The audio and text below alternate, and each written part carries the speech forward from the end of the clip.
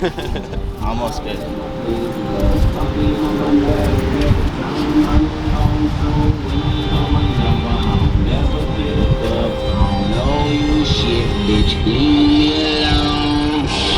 going big, someone dick.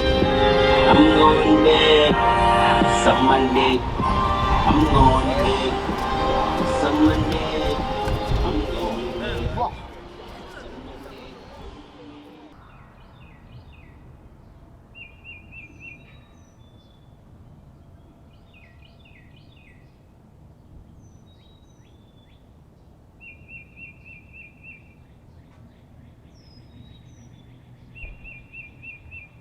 Now that we're running.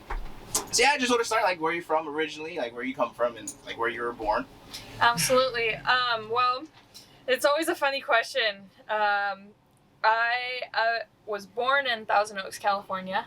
I lived there for most of my life until I turned 18, 19. And it was a very kind of upper middle class town, and I grew up in the suburbs. I didn't really know anything other than, you go to school, you get good grades, you play some sports, you get a good job, maybe go to college, maybe become a doctor or lawyer, and, do the 9-to-5 thing for the rest of your life. And when I graduated high school there, I moved to Hawaii, and I lived in Hawaii for a couple years going to college. When I was living in Hawaii, I had a really dark turn in my life. It was kind of a dark night of the soul. I started experiencing psychedelics for the first time and really started diving deep within myself and understanding that this reality around us and everything that I've ever been taught is really not as I'm experiencing it now. So after a couple suicide attempts, I dropped out of college at the University of Hawaii, and I moved home to LA, where I was for a couple months, and then I applied to the University of Humboldt in Northern California, in the Redwoods, and that's where, again, I was studying English literature for about 6 months, and that's when I found the Grateful Dead, and I found the traveling population, and I was meeting a lot of people that were just flowing in and out of Arcata, the town that I was living in, and it was the first time in my life that I felt something that really resonated with me, and my whole motto there was that there is a different way of life than the one that you've been taught or grown up in, everyone lives a completely different way of life, whether they're living right next door to you or across the world. It's all about perspective, and that is where I really found the start of my journey. You mentioned the attempts of suicide. What was it that drove you to that point, and what was it that stopped you and allowed you to continue going forward? Totally, yeah, I'm very open about it. I feel like I've healed a lot of it, and so continuing to open up and express about it not only brings awareness to that type of situation in life, but it also allows me to continue healing. But I was in this place, and I ended up just going down into a lot of darkness. Being on the island, I kind of started to go a little bit crazy, and was just experiencing not wanting to go to school, not wanting to be doing what I was doing, and feeling like there wasn't really a way out. And feeling somewhat trapped. Definitely feeling trapped, and trapped by expectations for the most part, I think. Trapped by, you're gonna go to school and you're gonna become a doctor or a lawyer, you're gonna be something successful, and I ended up starting to not go to class, and I saw that my parents were spending all this money on school, and I just kept feeling like, well, I'll make it work towards the end, and never really worked. And yeah, eventually I just started cutting myself to feel better and to feel okay, and it was a way for me to feel something through all the numbness. And I think the psychedelics really started bringing out the truth of how I felt about things, and I wasn't prepared to handle that in a healthy way, nor had I really been taught how to handle that in a healthy way. So the way that I took it out on myself was through cutting, and one thing led to another. I went deeper and darker to the point where I was just like, you know what, it doesn't matter anymore. Like I can just kill myself, and it's not going to be anything. In fact, I'll just be done.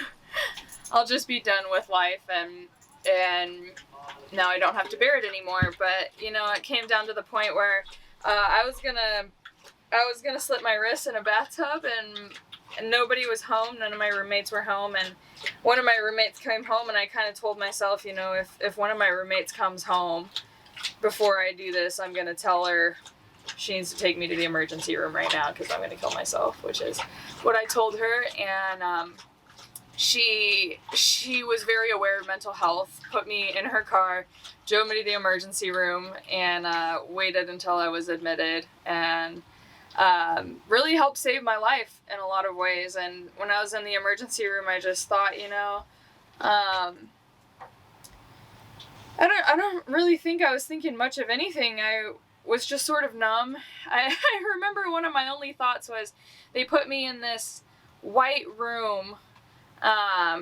There's nothing but a rubber couch, and there was this stencil on the wall, this like art stencil of plants, and I just remember thinking like, what the fuck is the point of that? Like, they put me in this white room with a rubber couch because they think I'm crazy, and the only thing I have to look at is this stencil of these ugly leaves on the wall. Like, that's gonna drive me crazy. But yeah, I thought from then that my parents were gonna disown me. I thought that everything, life as I knew it, was over. And my life really changed the moment that my mom called when I was in there, and she said, "I will always love you." And a lot of the times no matter how deep and how dark we go, there's always a thread of light that will penetrate that darkness, because there can't not be. Yeah. And it's your choice to grab onto it. It's your choice to recognize it. And if you can recognize that just sliver, that silver lining, that thread of light, you realize that it starts to spiral up. And as it spirals up, it gets bigger and bigger and bigger. And if you can recognize that thread of light, that will lead you home. I call it my cracktivation. Like, I had to crack to activate.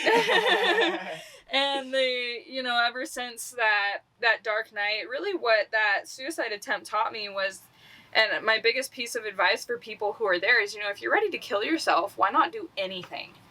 And I'm not saying like go out and like rob a bank, or like I'm not going to encourage you to do something that is going to harm yourself or other people, but why not completely change your life? Why not move to Spain? Why not do something you've never done before? Because if you're ready to end it all, there's just as much a possibility for you to do anything. Yeah.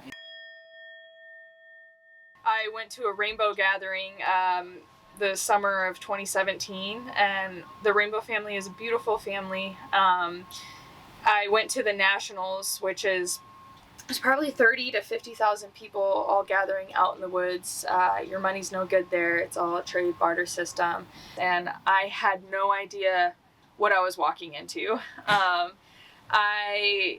I'd barely even been to music festivals. I just felt this calling from deep within my soul. And I was dating this guy at the time, and he was a really wonderful human being, and his family was Rainbow family. I didn't know what that meant until I experienced a gathering, and at that gathering, I had so many wonderful, life-changing experiences. And you asked about when I realized reality wasn't all that it was cracked up to be, and that happened at that gathering when I was sitting there, and I was just having a beautiful experience with some people and with some new friends, old friends.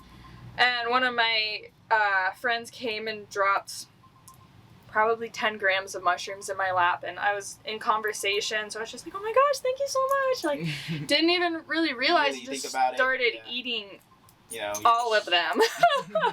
And I split them with my partner at the time, so I probably ate around 5 grams of mushrooms and got up and started walking, and 15 minutes later I looked at him and I said, I'm about to be really high and I need a place where I can lay down. And I laid down, we found this place in the shade behind our tent, laid down a blanket, and I shook for about 3 hours, just kind of convulsing, and it was painful on an emotional level, and I think my body was responding to that, and I could feel the beating of the earth as I was laying on the earth, and I could feel all of the trauma in my body that had ever happened, and I felt like the mushrooms, the spirit of the mushrooms was just ripping it out of me, and I had no choice, and so my lesson there was to surrender. And as I came out of that, I felt very fresh and shiny and clean. And I didn't really know anything about plant spirits or psychedelics yet, but I was like, wow, I'm even vibrating talking about it. I feel like something just happened there. But I'm not sure I want to trip for a while after that one. Yeah. 2 days later. Here we go again. Gotta lay out the blanket, lay on the ground. I was like, I don't know what this means, but I feel like I'm going to leave my body. I like looked at my boyfriend at the time. I was like, will you watch it for me? Like, just watch my body, make sure it's good. Like, I'll be in and out. And then my consciousness just sort of drifted into this this white crystalline space. And while I was there, I just felt so much love. And honesty and truth, and I remember knowing that there were beings around me, although I couldn't see them. It was just like this white rainbowy space, and I had these beings coming through that were talking to me that I knew were there, and I could hear them in my mind, but I couldn't exactly see them, and I think that they were doing that for my own benefit, so that I didn't get a little overwhelmed. A little too spooked. Yeah. And they came through with this super loving presence, and they said, you know, we know that you have been wanting to die for a while now, and that, you know, you didn't commit suicide, you're still here, but the programming is still inside of you that you want to die. And you're not actively trying to do that, but it's a trauma response. That when things get tough or there's just a part of you that it doesn't want to be here. And they were addressing that with me, and I was very honest about it, and I said, yeah, there definitely is a part of me that doesn't want to be here, and I feel like it would be so much easier if I could just be here with y'all. Just chilling. Like, don't send me back. And then they came and they said, okay, well, we're going to give you the option. If you want to come home right now, you can come home, and you don't have to do anything. You don't have to kill yourself. We will create an experience for you to die, and we'll take you home. Or you can choose to stay, and know that if you choose to stay, you're here for a purpose. And I feel like my ego got kicked aside in that moment, because something deep inside of me was like, I'll stay. Like, I want to stay. And I was just like, something that okay. you've never seen before. Like, who wants to stay? Yeah. The soul was just like, we're staying. Yeah. And so as soon as that decision was made, I started drifting out of that space and back into my body, and I was shown what I like to refer to as the Akashic Records, and I could just see every answer for why everything was as it was, and any question I had to ask, the answer was immediately available. And they told me, you know, you get to bring one thing back that you can remember. And so I was like, okay, faith. Why should I believe this? Or what's the purpose in believing in this? And because I'm in this space right now where I think that it is so real. This is so real what's happening to me. And it's so contrary to the reality that I have been taught my entire life. Yet this feels more real than anything I've ever experienced. And the answer that I got in 3D human words was that it's a relationship, and that God is not going to show itself. I guess God love is not going to show itself to you unless you show yourself to it, and to realize that you are the same thing, and to know that it's this relationship. So we can't go around it with reciprocity. You know, we can't expect somebody to give us something if we're not giving in return. And that made a lot of sense to me. You know, and after I came back into my body, I was experiencing where I would like hear people's thoughts, and then I'd see them twitch or move that went with their thoughts, that really confirmed for me that I was... That's what was going on. And there was not a shadow of a doubt that it was, because I was like, you know what, if I was just there doing that, like, this is small potatoes. And about 15 minutes after coming back into my body and starting to ground, the EMTs and an ambulance ran in, because in the tent next to me, my boyfriend's grandfather had passed away. Just like that. And I feel like it was the first time that I'd been tripping when anybody around me had died. And he died while I was in that space. And so I think do you believe it was a trade? I think we were both given the same option. And I think that he just chose the other option. And he was very old, and it was his time to go. And I think the reason I had access to that space was because he chose the other option. And because he also had access to that space. I don't think that I would have gotten there had there not been a portal. Because, you know, when somebody dies, I feel like there's this portal energy that opens around them, and that... For that moment, for them to come back up. And I had access to that because, for me, it was a life-changing moment. And it needed to happen in order for me to fully embody what I am here to embody. Ended up getting on a train and going back up north and started hitchhiking around. Hitchhiked around for a while. Worked on some weed farms. Then I ended up hopping on Twiddle Tour with one of my friends, and it's this jam band from the East Coast that is really great. And we ended up following them from, I think we jumped on in Arcata, went down to Sacramento, San Francisco, Santa Cruz, and ended in LA where my folks are. And in San Francisco was when I actually met my partner, Loveshine, that I'm with today. And we were at, here's a date I remember, October 27th, 2017, was a Twiddle show at the Independent in San Francisco. And it was sardine packed, very full, right before Halloween. It was the 4th night of tour for us, and we ended up getting in and getting towards the front. We were pretty close to the front, and I remember it just being so packed, but there were these 2 guys behind my friends and I that were very tall and were sort of blocking the crowd, and I just felt safe dancing, and I was like, I feel like this space is being held really well, and like, these guys are cool. I haven't gotten any creepy vibes from them, which is awesome. And just danced my ass off, had a really beautiful show. They played Hallelujah for an encore. It just felt really magical. And the whole time he was dancing behind me, he's wearing a Guy Fawkes Anonymous mask and a tuxedo shirt, just like the goofiest, and kept passing me unlit joints because the mask would put out the joint. Then he'd hand them to me and I'd try it and I'd be like, okay, I just keep passing it on. But yeah, outside the show, after the show, I was hanging out with my friends. I was tripping a little bit and we were passing around a bottle of wine, just having a great night. And the band was over by the tour bus and we were just like enjoying the vibes. I backed up into one of those metal, you know, storefronts at night will pull down those metal... like the gates to protect their pretty glass. much.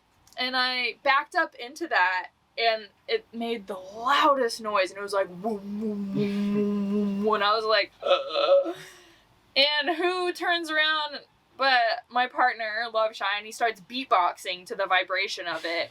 Automatically changes the energy of being like, oh shit, to like, yeah! And we just started talking, and I guess somebody had put a roll of Molly in his mouth like 10 minutes before the show ended, so he's peaking at this point, and I just remember thinking, like, this guy is absolutely fucking insane. This guy's crazy. But I love it. Like, he's such a good vibe. Love the energy he gives off. Exactly. And he was just like, can I give you a hug? Like, this is awesome. And was yelling at people in the streets. And he's like, you know what? Can I hug you? And they're like, ugh. And he was like, you know what? If you don't want a hug, you can walk the fuck away because my love is real. And I was just like, oh, okay. Yes, it is. And it was time to go. And him and his road dog, Tom, at the time, were like, hey, how are you guys getting home? And I was like, I don't really know, actually. We'll take a bus, kind of late, take an Uber. And he said, nah, fuck that. I'm going to take you right now. And drove all through the night to drive us to LA in the next show, and showed up in the next show and had a great time. I saw him in Venice a couple days later and then split ways, and I moved to Hawaii after that, and I was squatting out in the jungle on the Big Island for a few months. And while I was there, I got this text message of him and one of my really good friends, Bubbles, together at a show in the Midwest somewhere, and it made my heart really happy to see two beautiful beings meeting and sending me a picture and being like, hey, we love you. While he ended up living at Bubbles' house while I was in Hawaii for a while. And when I came back from Hawaii, the two of them drove out to California, grabbed me and my friend, and then we went to a rainbow gathering in Arizona. And there I looked at Bubbles and Loveshine, and I was like, hey, why don't we travel together? And I guess Bubbles had been trying to get Loveshine to travel for a long time, but it took a cute girl to... Yeah, it took a girl with Loveshine. He was like, no, I'm not going to travel. Oh, wait, you're going to travel? I've been telling you, Bubbles, we should have been traveling this whole time, man.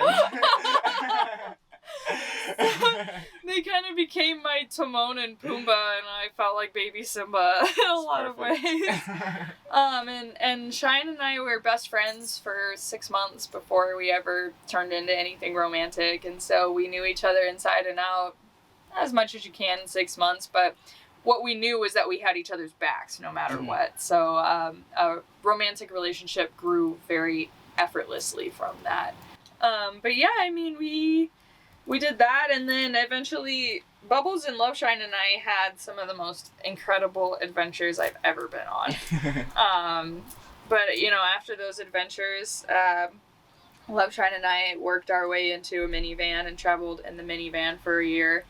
After traveling in the minivan for a year, the minivan broke down in Santa Rosa, New Mexico on a full moon in the middle of the night a couple Februaries ago. I went back to Hawaii for a couple weeks. When I came back, we got ourselves a 40 Econoline, which is much bigger, and we converted the inside of that and lived in that for I think a little over a year, maybe a year and a half, and then we decided it was time for the bus. Yeah, bus. Tell me when you first started, I guess, experiencing this light language, when you first started channeling it into you, when it first started coming to you, and when you first started like drawing it down and what that felt like. Yes. So it's funny, as I was working with it the other day, I was kind of feeling like there was going to be sort of an interview or like a podcast or something coming up about it. So it's awesome when these things come to fruition sooner than we think. But yeah, so when I first started doing this, I had no idea what I was doing. It was just something that was coming through. And I guess it started happening. You can see in the beginning they were a lot more rigid. A lot more, I could say, beginning translation. Definitely. And I feel like it's because I've evolved in it and I've opened myself to higher frequencies. Mm-hmm. But when I first started doing it, it's maybe would come through in dreams, or I would be tripping and I would see them everywhere in everything, like a crazy person. But it's really, I mean, I've experienced so much that crazy is means something completely different to me these days. But I would see them in a lot of natural textures, like in wood or in sand or the ground. They would just show up. They would just come through, and I would just see it in whatever I was looking at. And especially if I was tripping, they would be everywhere. And something just felt right to me to start to describe them. And maybe it was... Wait, one.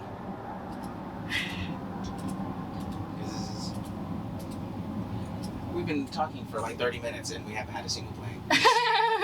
Part of it was because they would be somewhat fleeting when I saw them, and I really just wanted to look at it longer. I wanted to capture it in a way and be like, hey, what is this? Like, hey, what are you? What are you trying to show me? And that person came through when I actually started verbally channeling words. And one of the phrases, and I kind of call it like a key code or a key phrase that came through, was I was in Minnesota laying in my minivan. I didn't realize you could get capsaicin high off of peppers, and my friend made this really spicy dish, and I was laying in the van like hours afterwards vibrating like, whoa, there's so much energy running through me right now. And so I tuned in and I kind of opened up to see what wanted to come through, and I started making contact with something and could know, like, it was like a telepathic kind of, like, I would hear what they were saying in my head and then I would respond. And at the end of that communication, they said something, and that phrase was Anahara Kadash. And it just felt so good that I said it back, and and it made my heart just go boom, like open up, and just felt like an explosion of heart energy. It felt so good, and that phrase kept echoing in my head, and I thought it was like gibberish or just something that came through, and echoing so much in my head that I wrote it down, and I wrote down how to pronounce it. And then I did something that I don't usually do, is I typed it into Google, and I realized that so it was pronounced to me Anahara, but Anahata, the same spelling, is the name of the heart chakra. And that was enough confirmation to me to be like, whoa, okay, I'm actually channeling something. I like, just spoke a language I didn't even know I had. Yeah, exactly. Like Sanskrit. Okay. So Kadash, I didn't really know what that meant either. And I was sharing this story with people, and it wasn't until months later when I was in Mount Shasta that I was showing a brother there some of my symbols, and I was sharing this story with him, and he was like, Anahata, heart chakra. He's like, yes. And he's like, Kadash in Hebrew means sacred. Sacred heart. And that just really blew my mind and was a huge confirmation to me that what came through from that we sort of discovered together was that whatever I'm channeling verbally or symbolically is, I believe that it is a language of vibration, but I believe that it is also this language that all languages stem from, in a way. Like Sanskrit and Hebrew are some of the oldest languages here, and we have this story of the Tower of Babylon where at one point we all spoke the same language, and that language was separated and broken apart. And I think what I'm speaking is, or channeling, because I don't really know what I'm doing when I'm doing it, I just kind of find out as I go, and I'm just grateful for any information that comes my way from it. But yeah, I do think that it is a vibrational language that means so much more than words. And that whatever this is, whatever's coming through, I think language stems from. And it was this beautiful thing that came through where I was singing tones, and when it first came through, I had dreams years prior of channeling this language and of speaking this language, and it just never happened until I was down in Peru on ayahuasca. And then of course, like, a fraction of that night was that I was in, I was across the veil, and I auditorily hear this tone come in, and it's such a high pitched frequency, and then it takes over my entire body, and I was okay with it because it felt light, it felt good, and automatically I just started singing tonalities and making these otherworldly noises that were just so amazing. And like my ego, part of me was like, what is happening right now? Like, this is beautiful, this is incredible. And then like my higher self, or like my guides, were like, okay, like, yes, okay, but you're gonna have, in order to continue doing this, like, you need to be the watcher right now. Just observe what's happening, and allowing these beings to come through you. And one of the questions that I asked was, why me? Why are they coming? We're all on ayahuasca right now. Like, why are they coming through me? No one else is singing. Yeah. Except the shaman that does the ayahuasca songs. But like, then there's me over here that's just like, woo! But they told me it was because my vocal cords had the ability to make the sounds. And it was as simple as that. Yeah. If somebody else did, it would be coming through them.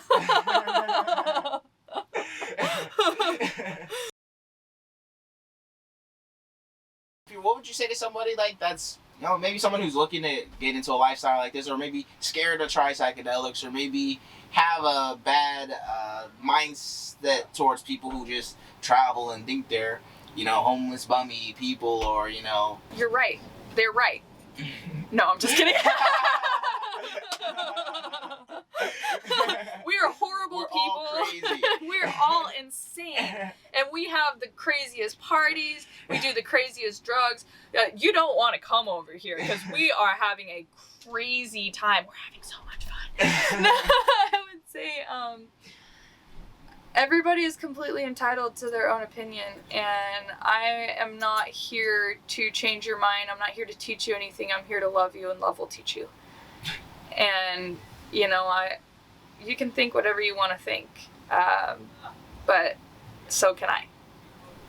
And I'm going to resonate with the people that I want to resonate with, just like you'll resonate with the people that you want to resonate with. And just know that there is no separation, and I love you. We all have to cractivate, and we all have lessons to learn, and I don't believe that there's any such thing as hate, just a lack of love.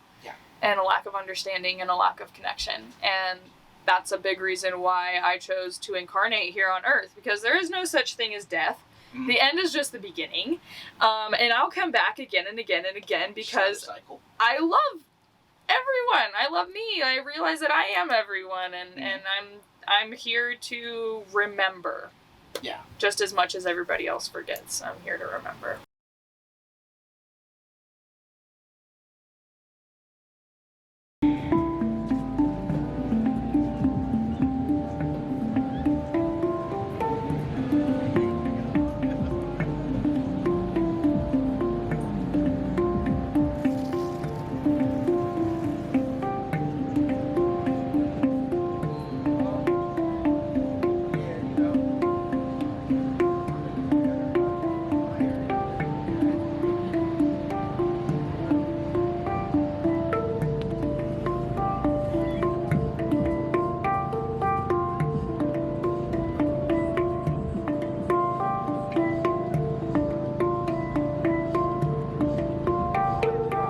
Origin stories, right? So the creme de la creme. All right, we're going that far back. I come from a big family. I have 4 siblings. I'm the 4th born on the 4th month of the 4th day, which always had a significance with me, which is why our address is 444. It means a lot of good things. Always surrounded by positive angels, love, light, and I'm also one of those things, so I get to bring that around with everybody. I'm from New England originally. I was born in Massachusetts.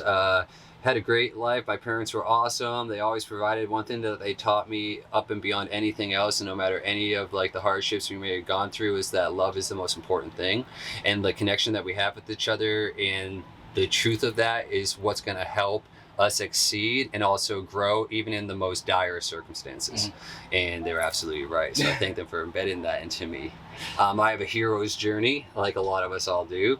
So like out there's a lot of people going through hard times. Drugs are a big thing. So I found myself as an addict early because that's just what everyone was doing. Everyone on the streets was doing drugs, and it just seemed to be the thing that, you know, I became a product of my environment, and also overcame that. I saw that there was cause and effects, and rather than being the effect of someone else's cause, I want to be the cause that will therefore bring an effect. And I want that to be a positive effect. So I took the steps to do so, and like I was saying before with money, people were like, you can't do it without money, you can't do it without money.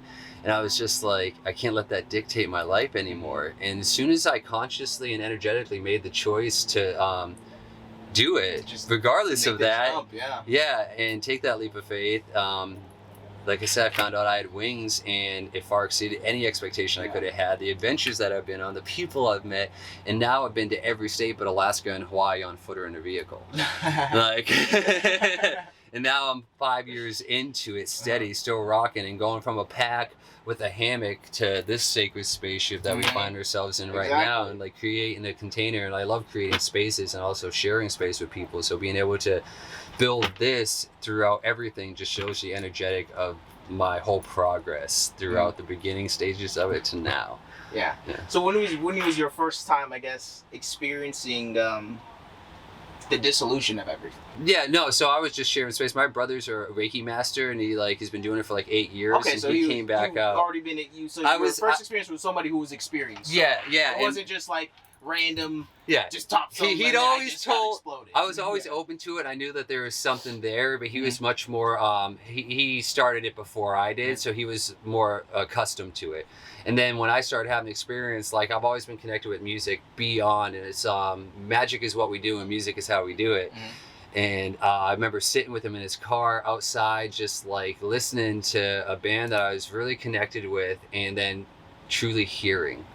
It was like I was having a conversation with myself, and like hearing it, and not just hearing it, but feeling it. And then when it hit, I was just like, wow. I'm talking to myself. Yeah, and my brother looks at me, he's like, and I'm just like, I didn't say anything. And I'm just sitting there looking at him like, what? And he's just like, and I'm just like, I love you so much. Like, and that's what we do for each other too, because some people will have these experiences, and you know, depending on where they are in society, and also like city, woods, just any of the infinite possibilities, when you're by yourself, it's still great. But when you first come into it, it's great to have someone else to acknowledge it, because it takes it out. It makes of your own mind. So you don't trap yourself. So you don't spin. It all is in divine alignment. Like everything is so perfect. Like deja vu in its finest, without even needing to know it's deja vu, because it's true. And when we start to have more of those, what we would call, I guess, a mystical experience, they just started to. That became the new rhythm. That became the river that I was on, and the flow that I was riding with. And then, you know, like Rumi, you can barrel in the wave, or you can learn to ride the wave. I saw that not only was I the rider, but I was the wave, and becoming a better driver at it all, which is what I've been kind of working with, and will forever be working with, as we all are. And, you know, I'm good at it now. I can drive very well. I also came to the point of just like staying firm in my foundation of just positivity, optimism, and knowing things are going to work out, and that they're going to be great, and feeling that within, because ultimately we're magnets. We attract what we put out.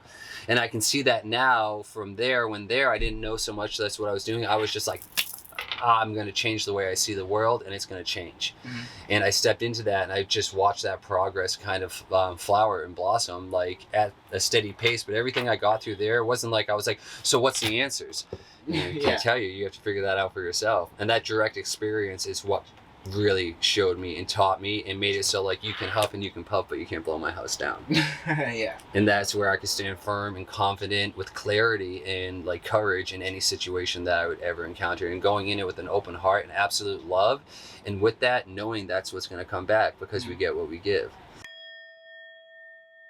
What would be like a dark moment in time? Have you had those like throughout your journey? You know, everybody has that. You maybe thought it wasn't as what it seemed to be, but then what allowed you to overcome that and keep going through? Oh, so these kind of go hand in hand and give me goosebumps right now. You're gonna go deep. So this is partially like midway through my story after traveling, and I was with Daisy and our road dog Bubbles, and I actually left them in Oregon to start to head back to Mass because my dad was very ill, and I was gonna go back and see him and help out. And someone 6 months prior to that bought me a music festival ticket in Minnesota to the Harmony Park, which is a tribe and people that I'm really connected to. And I didn't know if I was going to be able to go. She's like, if you can't, I'll just sell the ticket, but I want to get you this. So it just synced up at the perfect time. So that got me halfway across the country. And I'm in Minnesota, and I'm at this music festival, and I'm solo in a hammock with tarps hanging over it. There's like VIP right behind me, and they're like, who's this guy in this hammock? And I'm just like, what's up? Like, that's me. Like, they're like, it's just good vibes, but like, you know, kind of like you don't become a sailor by treading on calm waters. So I was getting better with my sailboat. And I go up to the music, and this is where I had one of these first like experiences with music that's very far too. And like when it comes to everything, like I was straight in it. I'm not talking like any substances. And I just like I close my eyes, I go up to the stage, and I connect with the music, and I start swaying with it. And I'm on the corner of the stage, and I can see like everyone. I can see like the drumsticks, but not the drummer. And I connect in, and I start to flow the music. And when I move, the music moves, and I feel the drummer throw an offbeat, and it kind of throws me to the side, right? And I'm just kind of like body thrown. I'm like, whoa, that's interesting. What's happening there? And then the drummer peeks out from the part I can't see and looks at me and goes, ha! He looks at you. Yeah, and goes, ha! And I'm like, got you, like he got you. Yeah, and I'm just like, what? I'm like, all right, dude, like I'm just bugging. Shake it off, close my eyes, go back into the music. Happens again, and he looks up again where I can't see him, goes, ha! And I'm just like, something's happening here. Like, let's do this again. And it happens again. And he goes, ha, again. Scientific experiment 3 times actually proves a hypothesis. I'm like, all right. And I kind of feel an energy with the whole band, like battle band energy. They go whomp and look at me like this. I'm so like, it's almost like you versus the band. Yeah, I'm like, this is like crossroads shit, bro. I'm like, what is going down? I'm just like, oh, wow, okay. And immediately I'm just like, and I roll up my sleeves, dude. I'm just like, no more game. I'm like, all right, let's play ball. And mind you, I'm solo. I'm completely by myself at this festival, experiencing all this stuff and maneuvering it well.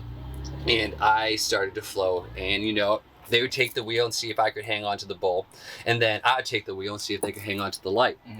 And that was the energetic back and forth. It was kind of like it would get dark and deep at times. I'm kind of just like, this is like almost religious creepy. I don't know what's going down here. Like I say, Jesus, you freak, but if I turn on the light, you freak too. I don't know what's happening here, but this is happening. And then we get to the last, one of the last bands, and I'm like, I like this artist. I'm like, I just want to dance, man. Like I've been doing this for 3 days. I feel like I'm like, your name's thrown around the tour in the backstage. Hey, Yeah. dude, there's this guy coming to the stage. Yeah. He can battle us. And like I walk up and I'm like, oh, it happened. It leaves my mind. I'm with a group of friends, and like I'm like closing my eyes, flowing with the music, and like someone keeps like kind of nudging me, and I come back, nudging me, and come back. And there's a brother that I just met next to me who's like awesome and with it.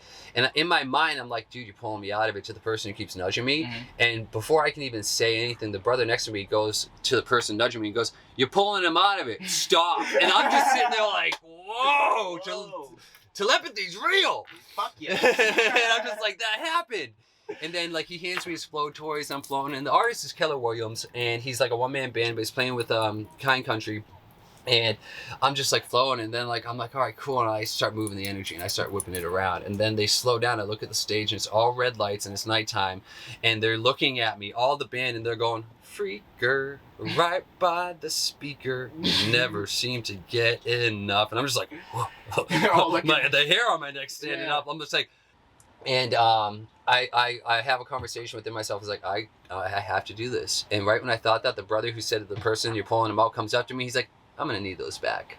And I'm just like, I hand him to him. He's like, go do what you got to do. And I'm just like, oh wow. Yeah. So like I walk up to the middle of the crowd, and I look at the guy Keller playing his thing, and he kind of slows down with my breath, and I'm just like, roll up my sleeves. I'm like, play ball.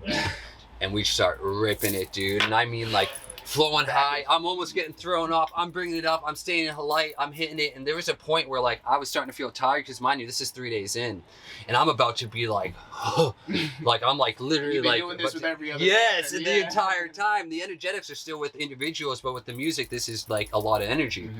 And I hit this point where like I'm bringing it up, I'm moving it, they're moving me, everything's happening, and like I feel like I'm about to like give. I'm about to break. I'm about to tap out, right?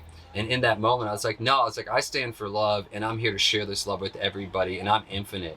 And when I had that realization and that thought, my breath in, it was just like,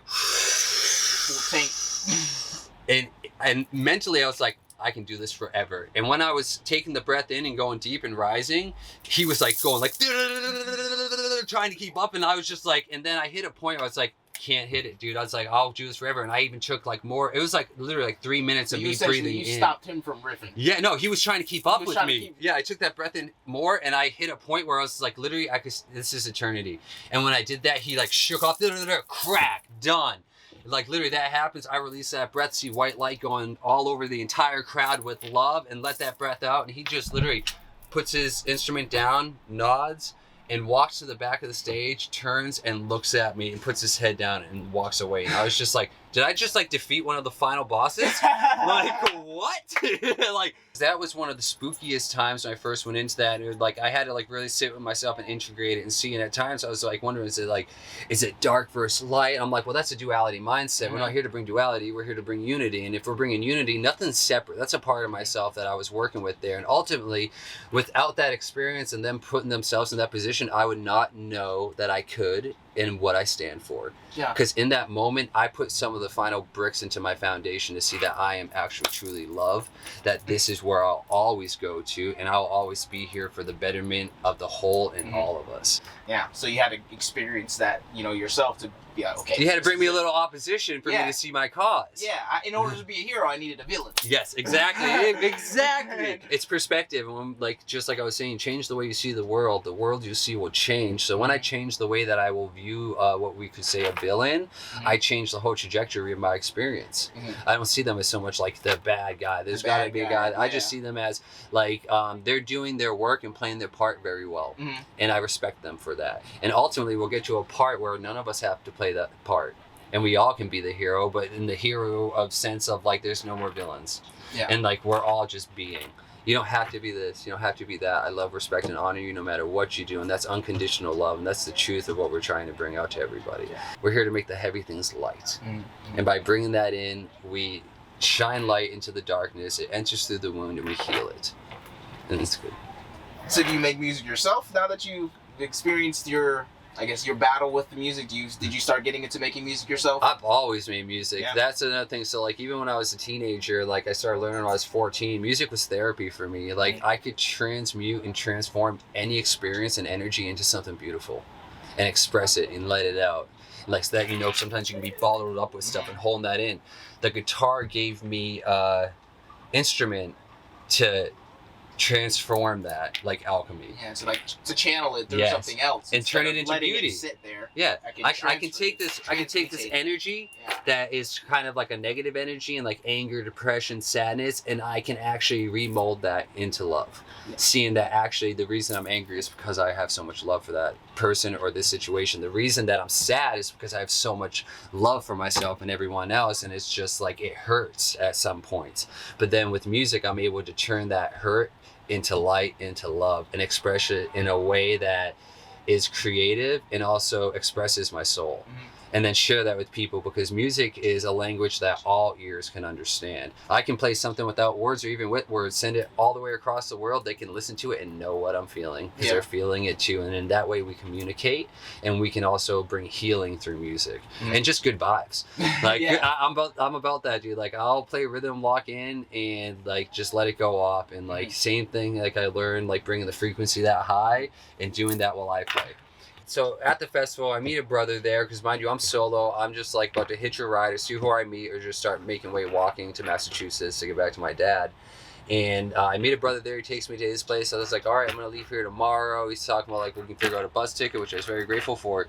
And I talked to my dad, and my dad was just getting surgery done and was going to be going in for chemo and other stuff. And he already had a episode about a year prior to that where they said he was dead for 45 minutes, and we were like, bring him to another hospital because they weren't the best. And they're like, nope. Priest comes in, bring him to another hospital. Priest comes in, we're like, bring him upstairs. They bring him upstairs. He came back, and my brother's doing Reiki the entire time. And I see my brother crying and stuff, and I just look at him like, I know, thank you, man. So my dad got another year and a half, and then when he found out he had cancer, it's like, I gotta go home and see my pops. that next day, I talked to my dad after he had the minor surgery, and I'm so grateful for it. It was like a 2-hour conversation I had with my dad. And I asked my dad, it's like, he was just like, yeah, this is a lot. I was like, well, what do you want? And he was like, I don't want to do this. And I said, that's okay. He's like, that's okay, Dad. I was like, you don't have to. And I remember when I got off the phone with him, he was like wanting to stay on the phone, but I had brother coming up and everything like that. It's like, he's like, I love you so much. I was like, I love you too, Dad. And 4 hours later that night, he passed. So it was like right before I got back there, but I got that conversation with him. And I see that I kind of was also like partaking in facilitating and asking him what he wanted. So it's like kind of like talking to himself and higher self of like truly like where you're at. And I find comfort in that, in like closure. So you were able to help him with that. Yeah, and actually have that conversation with him because it was all positive. Then I was able to go back there and I saw my family and it was good and helped with everybody and everything, and then got right back out on the road. So I met Daisy October 27th of 2017 in San Francisco after a Twiddle show, even though she was beside me in the Twiddle show. And I just didn't know. I saw her and her friends, but I was kind of in a vibe, dancing super and like had a mask on. It was a great night and I unlocked a flow that I previously had not experienced before that. And then I was so on one in a good way that I got the set list. I met the whole band. I'm out by the tour bus just flowing, talking. And then Daisy and her friends are outside sitting down, and I walk over to them. Daisy hits the storefront like block, and it sends a vibration through me, and I start beatboxing like.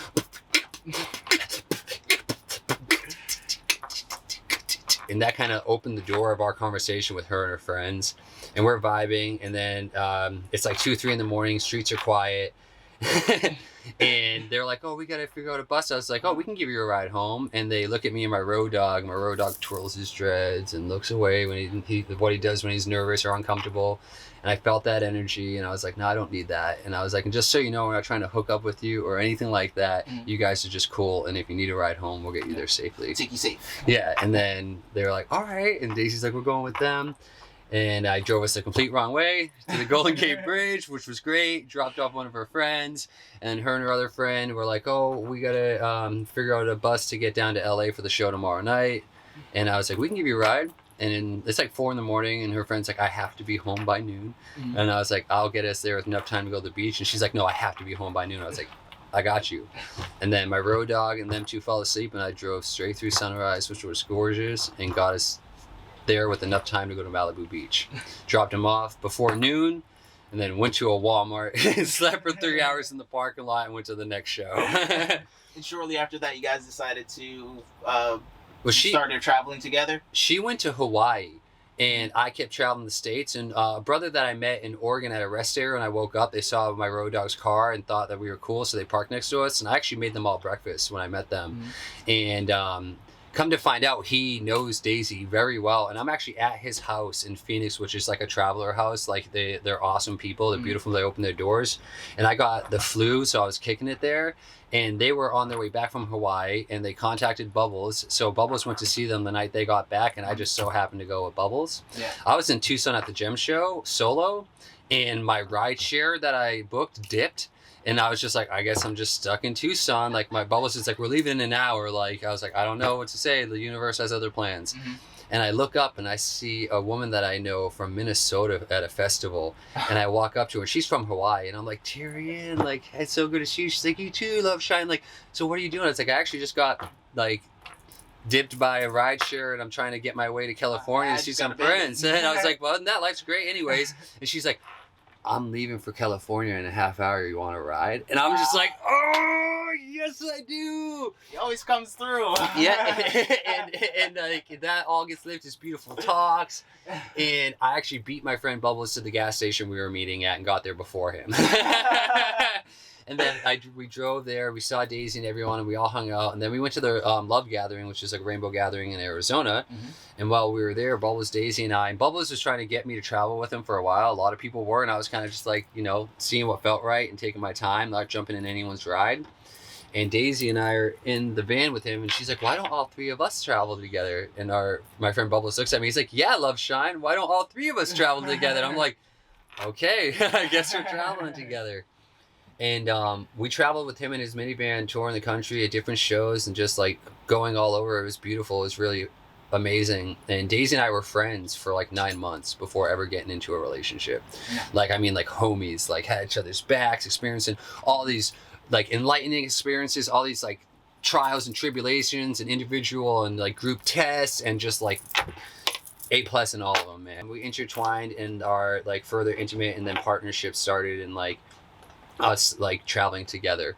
And then we've gone through packs to minivan to a conversion van, and now it's been consistent upgrades to the bus. It's this beautiful bus. Yeah, and letting go of all attachment, and then anything that came in, like you take someone's pillow away from them for a little while, like just long enough that they're like, oh, and you give them back a pillow, they're gonna hug that pillow like they never had one before. They're gonna be so grateful for it. It's incredible how that works. Mm-hmm. So like with my travels, after letting go of all attachments and like literally having nothing, sleeping on the ground, every step of the way, even into this bus, there is such like a appreciation that like a upgrade no matter what it is. Yeah, and just like looking at it in a whole new light versus like, you know, like I went to bed every night with a pillow and I took advantage of it. Mm-hmm. I was just like, oh, I have a pillow. And then after not having it, when I sat with a pillow, I was hugging it like I never had one before. I'm like, what is this? Like, this is what I was hugging all the time and had no idea. I was hugging. I was like, it's so interesting that I had to get taken away. And it didn't get taken away. I let go of it. Mm-hmm. And as soon as I let go of it, you're able to look at it differently. yeah, I was able to be grateful for it. Like, have absolute gratitude for all of it. And it's just incredible. No. So, and when you start to like kind of like have eyes that see and ears that hear, like it's all symbiotic, and like you totally get to see. I'm like Revival, I know what I'm walking into. Mm-hmm. Shangri-La, I know what I'm walking into. Like with everything, like Blue Lotus, like you know what you're walking into. It's just their little energetic points. But I headed out there and I was by myself. I met some beautiful people. I put it online on the page that I would like a ride if anyone was going out there, get off the Greyhound, because it was just, I wasn't sleeping. And a brother replies to me I never met. He's like, yeah, if you're leaving Chicago, or I'm leaving Chicago at 5 a.m. if you're there. And I was like, looked at my ticket, arrive in Chicago at 5 a.m. And I'm just like, I'm going to be there at 5 if you can wait. And he's like, yeah. And him and his girl were so excited to get to the festival, they couldn't sleep. So they just showed up at the Greyhound station in Chicago at 3 a.m. He put a cot for her to sleep, and he went to the where people board, where the buses pull up, and sat there where I was coming and held the door open for 2 hours waiting for me in a tie-dye and sunglasses at 4 in the morning. And I show up at 5 and I'm getting off the bus, and he's sitting there tie-dye, arms crossed like this, and looks at me, he's like, you ready to go home? And I'm just like, yes, I am, man. He gave us a ride in there. And he's one of the people that made Love Shine stick. The one time Facebook did me a solid, right? Like, not the one time, but the one time where I see that if there's a purpose for that for me. For Facebook. Yes. Yeah, because I was like, oh, I saw someone else's name, and I was like tuning into myself, and I was like, Love Shine. And I put that as my name, and then I tried stepping right away from it. I was like, no, too much. And then Facebook was like, we need a picture of your ID to change this, and it could take 6 months. I was like, fuck, nope, never mind. It's what it is. And we're at the festival with the brother who picked me up at the Greyhound station, and he's like people are asking the name and say, he's like, no, you're Love Shine. Mm-hmm. He's like, you're a Love Shine. And I totally just felt it. And I was like, you're right, I am Love Shine, man. And every person I walked up to when I met him, I just saw the interactions. And they're like, who are you? It's like, I'm Love Shine. And then I felt them feel love. And I saw and felt the energetic connection with them. Because ultimately, I was just talking to the love that's within them also, and the light that is, and just recognizing it. And I just watched that expand into more than I could have ever imagined, man. The door is wide open. And it's boundless. Mm-hmm. And like being able to recognize that within myself and ultimately in everyone else also, because like honestly there are no others. It's all we're all one. We're all here together. Like, and we may not have it all together, but together we can have it all. Yep. But yeah, the Rainbow Gathering in 2007 was a small regional in Maine. It was only there for a couple of days, but I kind of got an idea for the lifestyle and just the energetics, and seeing that this is a potential way of life and people do actually live this way. And then from there, the year after, I went to one in Ocala, which was a bigger one, which I had a similar experience, and kind of just like getting intertwined into it, and like meeting more people who are living that type of lifestyle and energetic. And then going to another one in Arizona, and I know a lot of people who are Rainbow Family. They say everyone with a belly button is Rainbow Family, but not everyone's a Rainbow Warrior. And that's not saying that they're this, that, the other, just people who are aware of what they're doing. And like, you know, find out you're a God, responsibility comes hard. When you find out you're a creator and you're co-creating, and that you're like planting seeds that are like coming to fruition in the world, like that's where you have a responsibility there to be a good steward. And what are you planting? What are you putting out? Like with great power comes great responsibility. Uncle Ben. Yeah, Uncle Ben, man, put his life on the line. So, when we figure those things out and we come together in a gathering like that, that's ultimately what we're coming together to express, have regular conversations as such, share in love, no money's allowed, no alcohol is allowed, and we all eat together and we all create together. That's beautiful. And like they've been doing it since 1972, and the first one in Colorado, and it was gathering to pray for world peace on the 4th of July. On a day that's called Independence Day, they pray for the whole. I feel like the sea levels are rising more than a wave, so it's becoming the new foundation. Because like when a wave rises, it collapses back into the ocean goes to its steady thing, and like you said, can go down. But when the sea levels rises, and this is all metaphors, right? So when the energy rises, and this becomes the new foundation. You can't go back down lower than it was before, because this is the new level. Exactly. And then the waves are going to lift that up on their own accord too. And then the down points will only be back to that vibrational point. To the point foundation. That the foundation where it was before. So it can never go below the foundation on where the foundation is. Yeah, any height that you reach becomes the new starting ground. Yeah. People think like, oh, I'm back down here. It's like, no, you're right where you are. Yeah.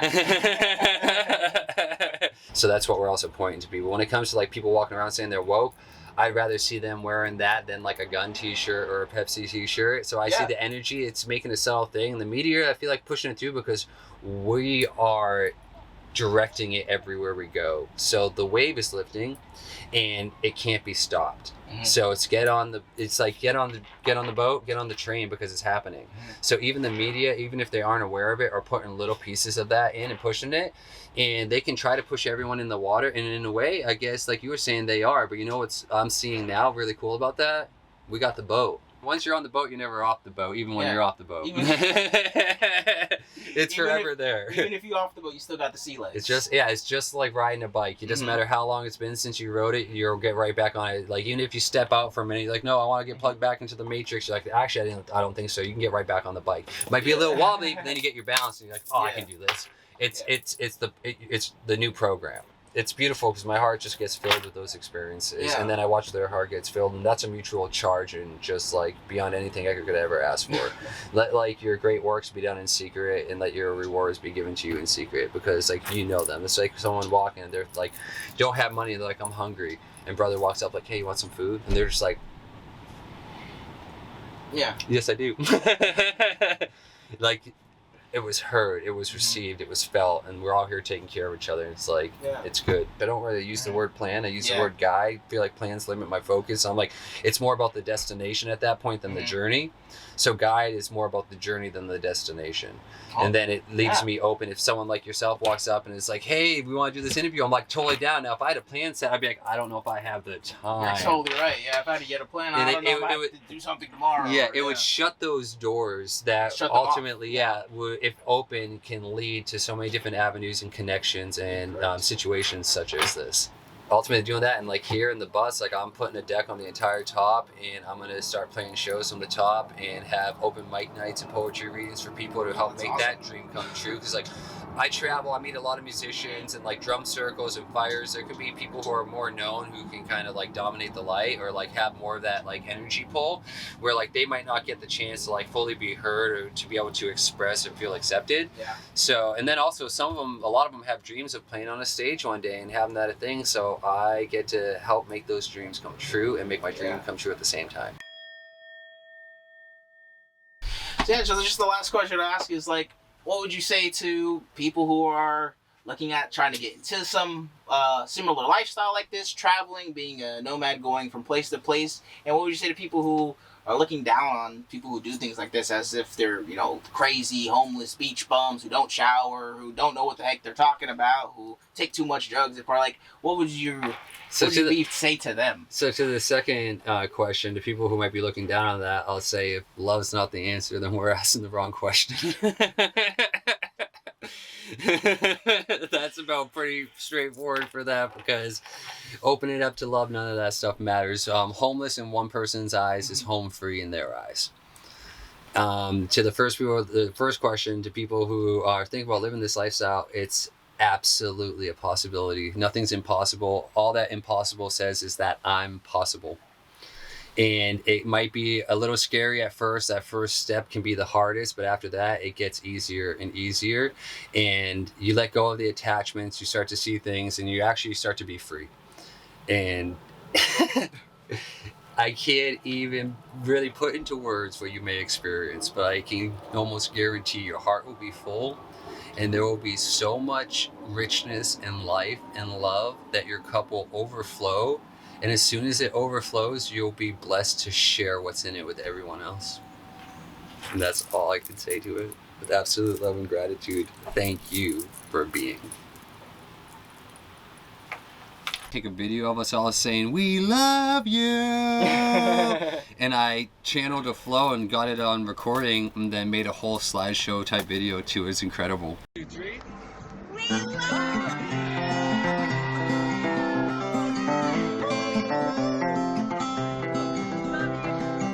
I see your face in the morning sun, and I wonder if you're coming back again. Guess where you came from? Cause things they go and everything just happens, and I wonder if it's a part of my reaction. The energy flows in which I hold, and I know that I am powerful, but if I go a little too deep, then maybe I won't be able to have a seat, and you won't see me, and I won't see you. But I know that that is not fucking true, cause the deeper I go, the more home I get, and I cannot forget as I lay in my bed. And we all find our piece of the pie. And is it a dome, or is it a pyramid in the sky, or is it the ocean, is it the sea? Is it you, or is it me? Because I cannot already believe all the things that are happening.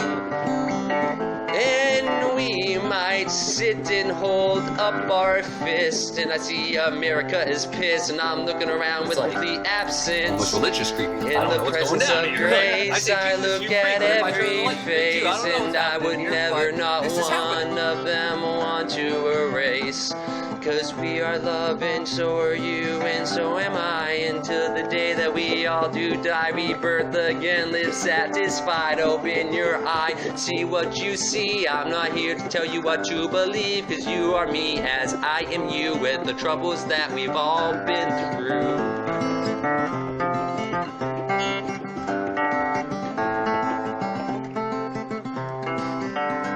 So take your time, cause we're all moving so fast. We need to relax before we break what we never had.